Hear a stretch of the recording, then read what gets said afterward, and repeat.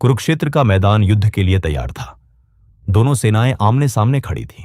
शंख बज चुके थे, लेकिन तभी अर्जुन की नजर अपने ही गुरु, पितामह, भाइयों और रिश्तेदारों पर पड़ी। उसके हाथ कांपने लगे, धनुष हाथ से ढीला पड़ गया। अर्जुन ने श्री कृष्ण से कहा, हे माधव, मैं अपने ही लोगों के विरुद्ध युद्ध कैसे करूं?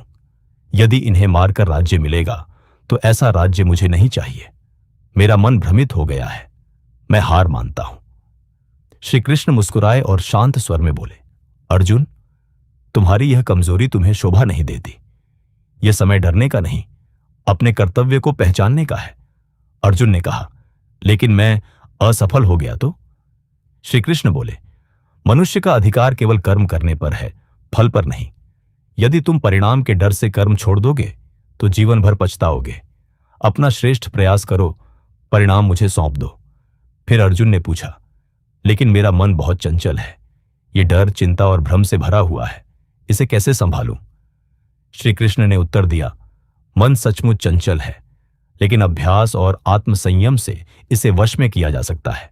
जो व्यक्ति अपने मन का स्वामी बन जाता है, वह संसार की सबसे बड़ी जीत हासिल कर लेता है।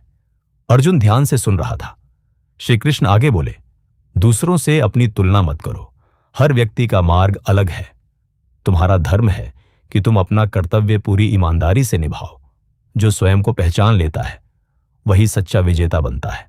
फिर उन्होंने कहा, सुख और दुख, लाभ और हानि, जीत और हार, इन सबको समान भाव से स्वीकार करो। जो इन परिस्थितियों में भी शांत रहता है वही स्थिर बुद्धि वाला कहलाता है। अर्जुन ने पूछा, यदि लोग मेरी आलोचना करें तो? श्री कृष्ण मुस्कुराए और बोले, लोगों का काम बोलना है। यदि तुम उनके डर से अपने कर्तव्य से पीछे हट जाओगे तो अपना ही नुकसान करोगे।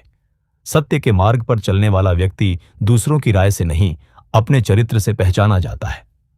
कुछ क्षणों की शांति के बाद श्री कृष्ण ने कहा, याद रखो अर्जुन, तुम्हारी सबसे बड़ी लड़ाई बाहर नहीं, अपने भीतर है। जब तुम अपने भय, मोह और संदेह पर विजय पालोगे, तब संसार की कोई शक्ति तुम्हें रोक नहीं सकेगी। इन शब्दों ने अर्जुन के भीतर नया साहस भर दिया। उसने अपना गांडीव उठाया और दृढ़ स्वर में कहा, हे केशव, मेरा भ्रम दूर हो गया है। अब मैं अपने कर्तव्य का पालन करूंगा। और यही वह क्षण था जब एक निराश योद्धा फिर से अडिग बन गया।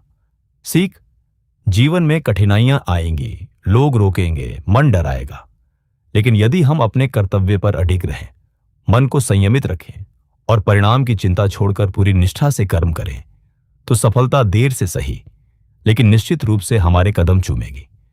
यही श्री कृष्ण का अमर संदेश है।